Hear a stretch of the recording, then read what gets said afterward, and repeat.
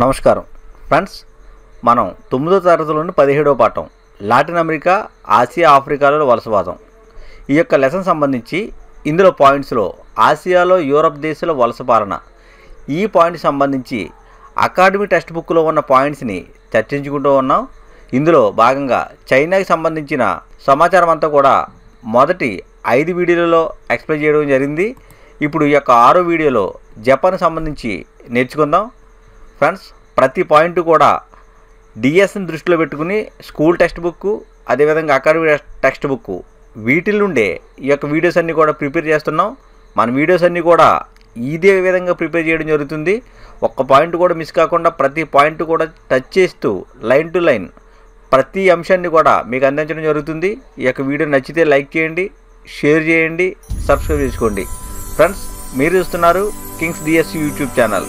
ఇందులో చైనా జపాన్లో జాతీయభావం దీనికి సంబంధించి జపాన్ సంబంధించిన ముఖ్యమైన అంశాలు దీని గురించి చూద్దాం. ఈ ముఖ్య అంశాలలో ప్రాచీన కాలం నుండి ఇప్పటి వరకు రాచరికం కొనసాగుతున్న దేశాలలో జపాన్ అనేది ఒకటి. రాచరికం ప్రాచీన కాలం నుండి నేటి వరకు కూడా కొనసాగే దేశాలలో జపాన్ అనేది ఒకటి. ఇక్కడ చక్రవర్తికి సంబంధించి ఈ చక్రవర్తి దైవాంశ సంభూతుడిగా భావిస్తారు. చక్రవర్తిని దైవాంశ సంభూతుడిగా భావించడం జరుగుతుంది. అంతేకాకుండా సూర్య దేవత వారసునిగా కూడా భావించడం జరుగుతుంది. సూర్య దేవత వారసునిగా ఈ చక్రవర్తిని భావిస్తారు. అదేవిధంగా షోగున్ పదవి, ఈ షోగున్ పదవి అనేది సర్వాధికారాలు కలిగిన పదవి. ఈ పదవి ఎవరికి ఉండేది? చక్రవర్తికి ఉండేది. షోగున్ పదవి అనేది సర్వాధికారాలు కలిగిన పదవి. తర్వాత ఇందులో సైన్యాధికార వర్గాన్ని ఏమనేవారంటే సమురాయ్ అనేవారు. సైన్యాధికారానికి సంబంధించిన వర్గాన్ని సమురాయ్ అని పిలిచేవారు. ప్రాచీన మతం ఈ పాయింట్ గురించి చూస్తే ఈ ప్రాచీన మతం జపాన్లో ఏది ఉంది అంటే షింటో. జపాన్లో ప్రాచీన మతం ఏది అంటే షింటో. ప్రకృతి దేవతారాధన మతంగా పిలువబడింది. ఈ షింటో మతం అనేది ప్రకృతి దేవతలను ఆరాధించే మతంగా పిలువబడింది.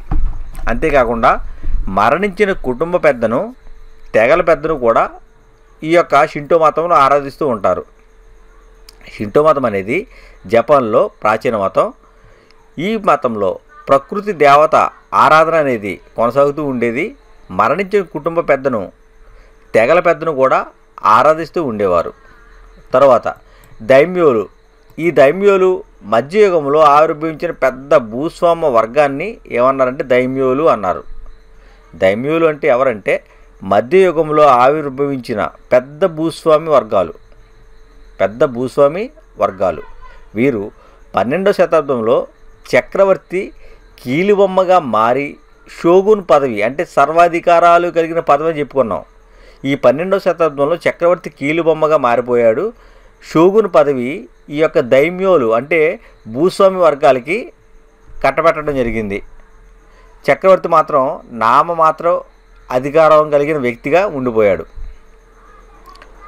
దైమ్యోలకు సంబంధించి 12వ శతాబ్దంలో చక్రవర్తి కీలుబొమ్మగా మారి షోగున్ పదవి ఈ దైమ్యోలకు కట్టబెట్టి నామమాత్రుడు అయ్యాడు. షోగున్ పాలన ఎప్పుడు మొదలయ్యింది అంటే దీనినే షోగునేట్ అంటారు. అంటే షోగున్ పాలన ఇది ఎప్పుడైతే భూస్వామి వర్గానికి సంబంధిస్తూ వచ్చిందో అంటే చక్రవర్తి నుంచి భూస్వామికి చెందిందో అప్పటి నుంచి షోగునేట్ అని చెప్పడం జరిగింది. ఎరితోమో షోగునేట్, అషికాగా షోగునేట్ పరిపాలన. వీరిద్దరూ కూడా ఎరితోమో షోగునేట్ అనే ఆయన, అషికాగా షోగునేట్ అనే ఆయన వీళ్ళిద్దరూ కూడా పరిపాలించారు ఈ షోగునేట్లో. తర్వాత 1603లో టోకుగవా వంశీయులు షోగునేట్ చేజిక్కించుకున్నారు. షోగునేట్ అంటే సర్వాధికారాలు కలిగిన పదవి అని చెప్పుకున్నాం. 1603లో టోకుగవా వంశీయులు ఈ షోగునేట్ని చేజిక్కించుకున్నారు. 1603 నుంచి 1868 వరకు కూడా వీరు పరిపాలన చేశారు. ఎవరో టోకుగవా వంశీయులు 1603 నుంచి 1868 వరకు కూడా పరిపాలన చేశారు. ఈ కాలం టోకుగావా షోగునేట్గా పిలువబడింది. ఎందుకంటే టోకుగావా వంశీయులు పరిపాలించారు కాబట్టి టోకుగావా షోగునేట్గా పిలువబడింది.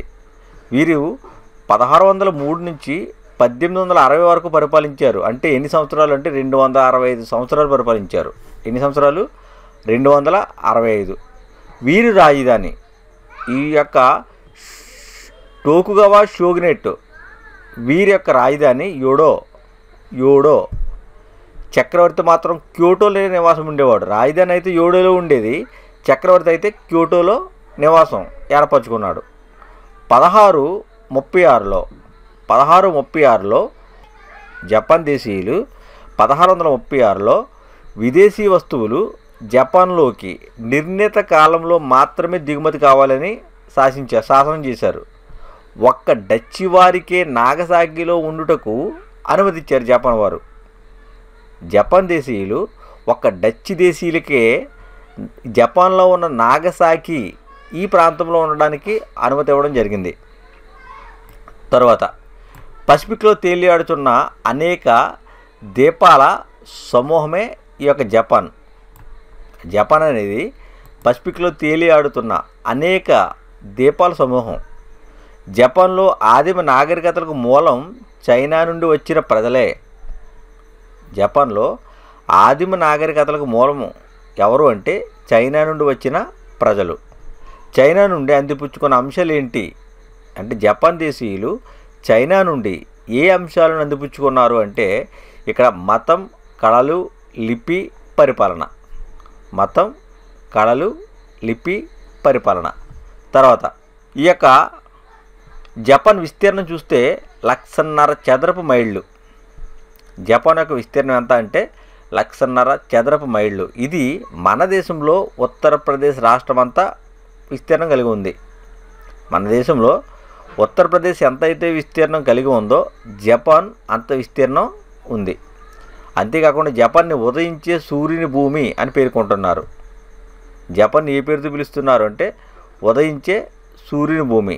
దీన్నే ల్యాండ్ ఆఫ్ రైజింగ్ సన్ అని పిలుస్తూ ఉంటారు. ఫ్రెండ్స్, నెక్స్ట్ వీడియోలో కొమొడోరో ఫెర్రీ రాయబారం, మేజీ ప్రభుత్వం వీటి గురించి నేర్చుకుందాం. ఈ యొక్క వీడియో నచ్చితే లైక్ చేయండి, షేర్ చేయండి, సబ్స్క్రైబ్ చేసుకోండి. Thank you.